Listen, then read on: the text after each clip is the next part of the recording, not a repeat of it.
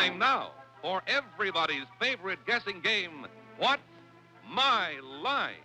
Brought to you by New Stopette, America's leading spray deodorant. The lotion spray deodorant that's like balm to your skin. Ooh, there goes perspiration. Now let's all play What's My Line?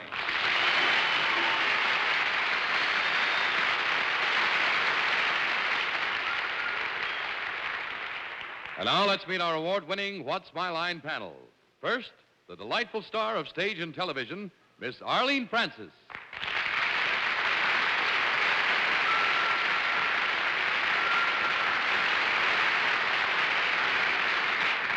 And now, our charming humorist, Mr. Fred Allen.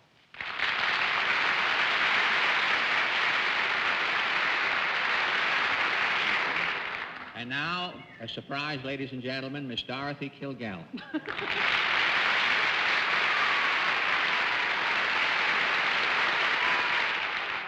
you, and I would like to introduce our publisher panelist, Mr. Bennett, Cerf.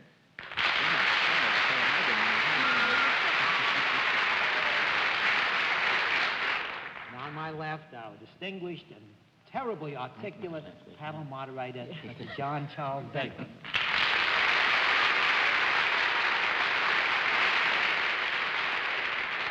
Thank you, ladies and gentlemen. And panel, I've got some great news for you tonight. Put on your blindfold. Put on your blindfold. That's exactly right. Never know when it's going to happen. I would say welcome to all of you to What's My Line. And I have a rather nice little story to tell while my friends put on their blindfolds. I have a telegram from Betty Hutton, who thanks all of you for the support you gave her plea for the City of Hope. But she says also, please help clear up the confusion resulting from my blooper. Just a short announcement that contributions should be placed in envelopes addressed to Betty Hutton, Post Office Box 55 in Los Angeles, California. Do you remember Miss Hutton said if you had any loose change, just put it in the mailbox? Well, Post Office people in Washington, and this is the wonderful part about this story, have made up a group contribution of $505 to send it out to Miss Hutton, just in case there was some money thrown in the mailbox.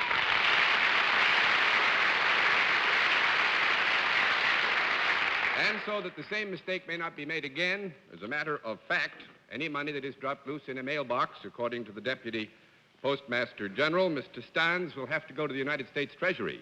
So if you're going to start things like that, don't make the same mistake. And my name is U.S. Treasury.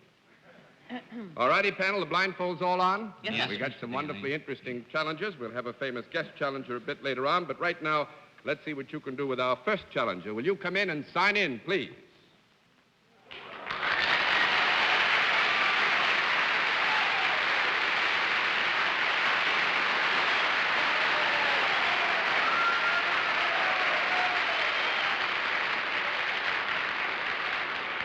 All right, panel, as you, I think, know,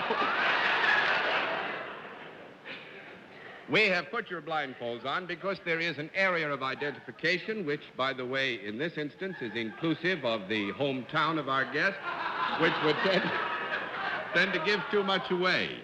We can't tell you what the area of identification is that might have revealed too much to you, but we've put on the blindfolds just so that you wouldn't have any added advantage. I'd ask our guest if he's familiar with our scoring system. Are you?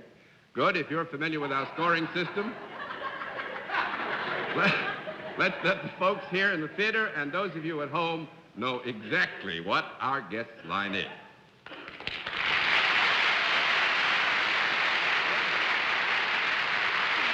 All righty.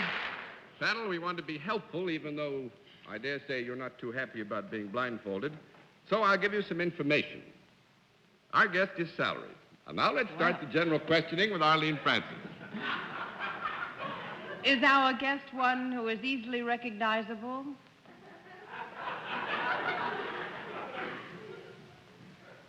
Wait a minute,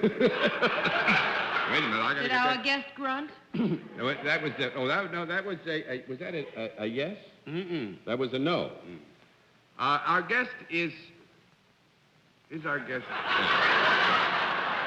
Our guest was certainly recognizable to the audience, John. Well, I will say this, Miss Arlene. I think we do have to give you a no answer because of the general character of your question. Now, just a minute, John. Yes, just a minute. I don't want to start an argument with you, but when I say is our guest recognizable, that would mean that if he were dressed in a motorman's uniform, he would be recognizable as a motorman, which is what I meant. Well, considering the explanation Now I get a no. Considering the explanation which you have been kind enough to give, I think it's only fair to say go ahead. Oh, ho, ho, ho. Well, this means that our guest is wearing something other than the ordinary gray flannel suit. Well, now, don't let me mislead you. I considered your term of reference adequate in this instance. In other words, I took it to mean that if our guest was in a certain setting and was recognizable, then in that instance we would consider he was generally recognizable. Could I make my entrance all over again? Are you wearing a costume of any kind, sir? Mm-hmm. Is it amusing? Mm-hmm. Is it a costume that you would wear to entertain in? Mm-hmm. Is it a costume that might be seen either on a stage or in an arena or at a circus? Mm-hmm. Are you a performer? Mm-hmm. Do people pay to watch you perform? Mm-hmm. That's jolly good, isn't it? Do you perform in a circus? Mm-hmm. I asked that because the circus is coming to town, I know. And I believe the first performance is He must for be here ahead of it. the Police Athletic League. Are you a clown? Mm-hmm. Oh, aren't you a sad clown? Mm-hmm.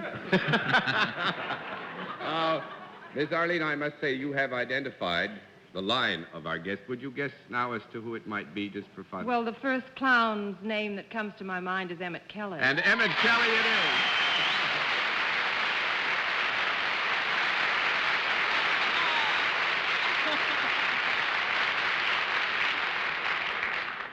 You've been making him look sadder and sadder. Oh, Emmett, I am sorry. And you know, I understood you're not allowed to speak with your makeup on, are you, Emmett?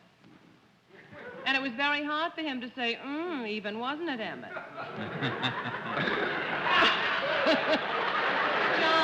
John, give him the $50. He's in big ma'am, trouble, no and he's got a problems at new all. baby. There it goes.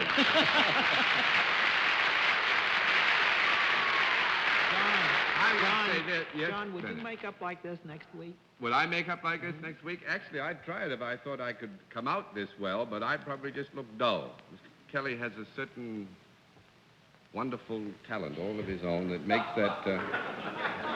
Yeah, he's got that talent. There's no question about that. Pretty good? Yeah. Same tailor. Huh? Same barber. Christian Dior. Yes, Fred? He looks like a sponsor I used to work for. You mean, Fred, that the sponsor that you used to work for looks like this now? After I left him, After yes. you left. I would just say one serious word. I had a lot of fun working with the circus last year and met Mr. Kelly then. And he's a very remarkable gentleman. I suppose his modesty is in a way born into him, but it's enforced also by his silence. He was a cartoonist.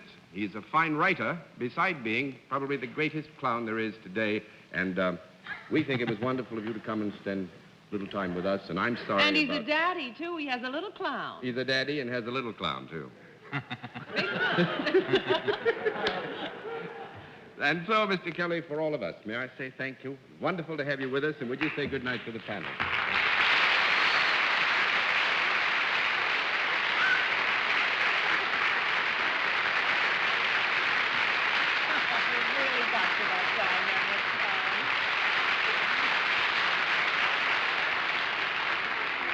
And as they say, turning two or three phrases, clothes make the man.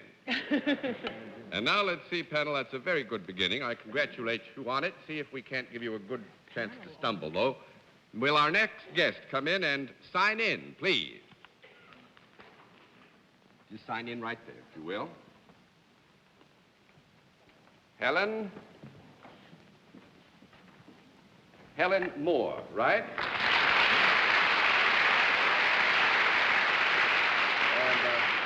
And is it Miss or Mrs.? Mrs. Moore, and where are you from? From Waukesha, Wisconsin. Waukesha, Wisconsin. Well, it's very nice to have you here with us. We like to let the panel have a closer look at you, and actually it doesn't take up an awful lot of time. Arlene and I have a fight about this. Only takes a few seconds, so take a walk down in front of the panel for me, will you? Isn't that where Jack Bennett comes from, Waukesha? Waukegan. Waukesha Natural Bridge they have out there, don't they, out in Waukesha? No? I think Abe Burrows made that up. All right. Mrs. Moore, if you'll come here and sit down next to me. First of all, I'd like to know if you're familiar with our scoring system. Yes, I am. All righty, let's let the people at home and our friends here in the theater know exactly what your line is.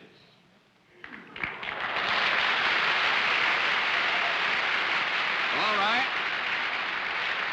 Panel, Mrs. Moore is salaried, and let's begin the general questioning by moving up the line. Mr. Allen. Do you, I won't be as fatal as Arlene, I'm sure, John. She almost had the show over in 10 minutes there. Miss Moore, do you deal in services? Yes, I do. Could I avail myself of the type of services that you dispense? No.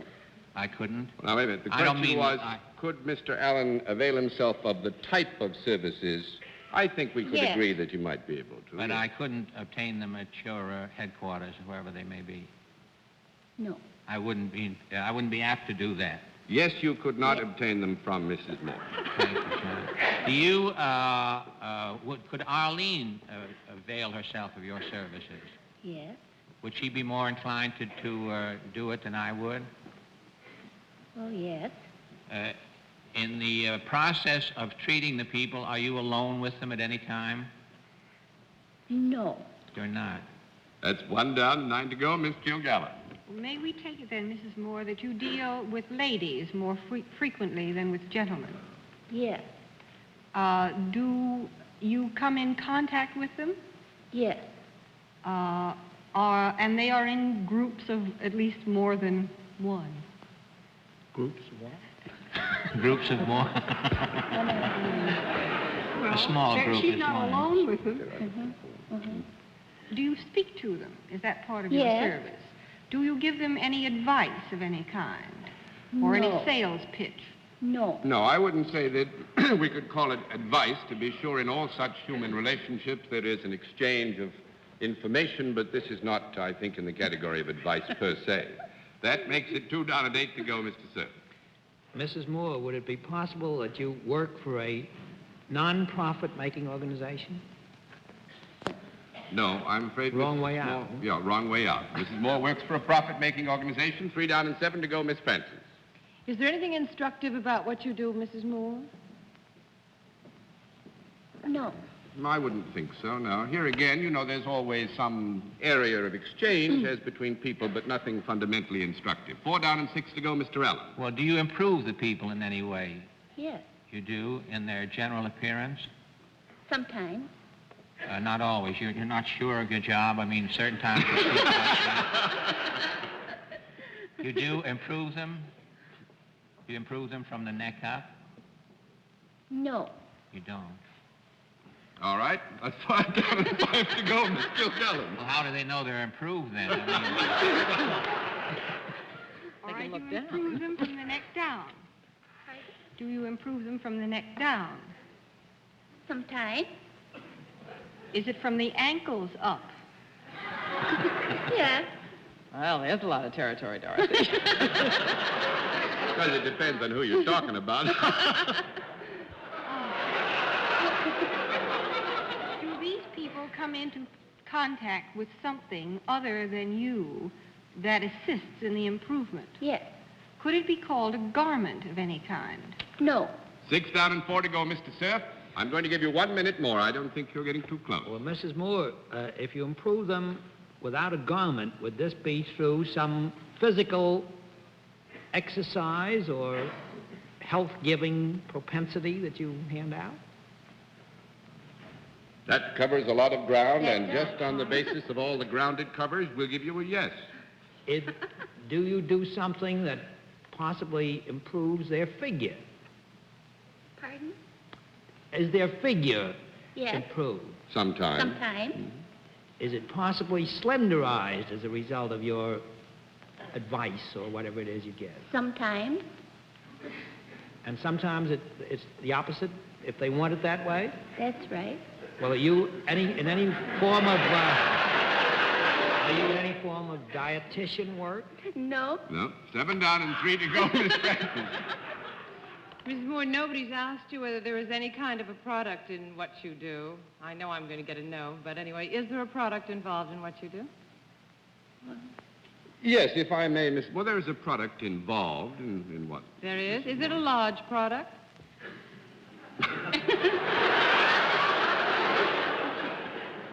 Well, I see this.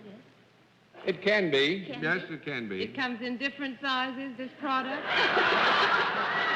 That's a fair description, wouldn't you say?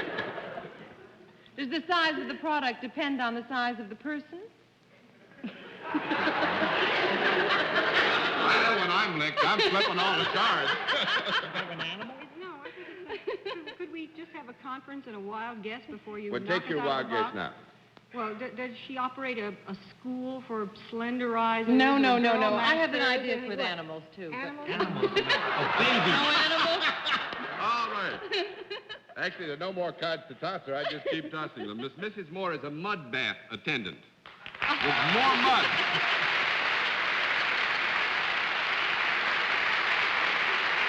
At the Moore Mud Bath Hotel in Waukesha, Wisconsin. Waukesha, Wisconsin. Yes, Mr. Allen? She looks too nice to be doing dirty work, John. Oh, This it's is very clean- nice work. Yeah, it's clean It mud, is? too, isn't it? Yes, it Clean is. mud. Clean mud, I've never Kind of seen. mud we all wished our children played in and with.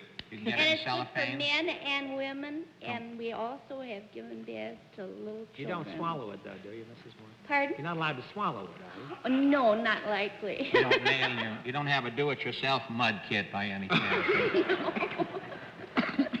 Well, Mrs. Moore, thank you very much for sticking our panel, and thanks for being our guest. Lovely to have you in.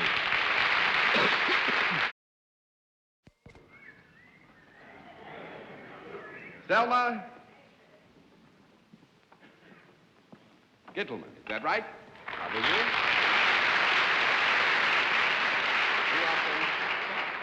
From Merrick, Long Island. Look at the panel. Now come with me. We'll save a little time. Do you know how we score this operation? Yes, I do. Good. Then let's let people at home and people with us here know exactly what your line is.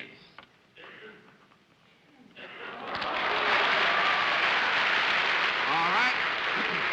Panel, you have about 2 minutes to try and work this all out. Mrs. Gittleman is salaried, and let's begin the general questioning with Dorothy Kilgallen. Mrs. Gittleman, is there any product involved in what you do? No. 1 down and 9 to go, Mr. Cerf. You perform some kind of a service then, Mrs. Gill. Yes. Would this service require any physical dexterity on your part? I don't think so. No. Not actually, None? Bennett. This might be an argument we'll have later. That's 2 down and 8 to go, Miss Francis. Is it possible that you would work for a non-profit making organization? Yes. You work for some branch of the law? Yeah, well, here we go. I would say, if Mrs. Gittleman is well, we will agree that the general area is to be considered. But you do not wear a uniform. No. Do you have anything to do with city law? Now, wait, may I change that question? You certainly may. Boy, I'm glad. Do you have to have some special training for your job? Yes, a kind of special training, no. By that, I do not mean that you have to have a formal education and a graduate of a college or anything like that. I just mean you have to have some special kind of training, right? Yeah, we would agree that. Do people come to you in your job? No. No, They don't avoid you, do they, Miss Gittleman? 3 down and 7 to go, Mr. Allen. Do they come with you on your job? Occasionally. Occasionally, yeah. And you represent some branch of the law? The golden arm of the law? In a general sense, Brett. Do you work in any specific place, in a store, or... No, and unhappily, we've run out of time. I tried this because I thought you detective, I'll might bet. get it. I thought Process Detective? server? Truant officer. How are you doing truant now? Attendant supervisor. Thank you very much, Mr. Truant. Very wonderful of you. And here's mud in your bath. And until next week, this is John Daly saying good night, Miss Arlene. Good night. Good night, dear audience. Good night, Fred. Good night, Arlene. Good night, Dorothy. Good night, dear Fred. Good night, dear Bennett. Secret, it's Fred Allen who sings those new commercials. Good night, John. Good night, ladies and gentlemen. Good night, panel. Thanks for being with us on What's My Line? Travel arrangements on What's My Line are made through American Airlines. American Airlines flies our contestants in luxurious comfort aboard DC-7 flagships. This has been a Mark Goodson, Bill Codman production in association with the CBS Television Network.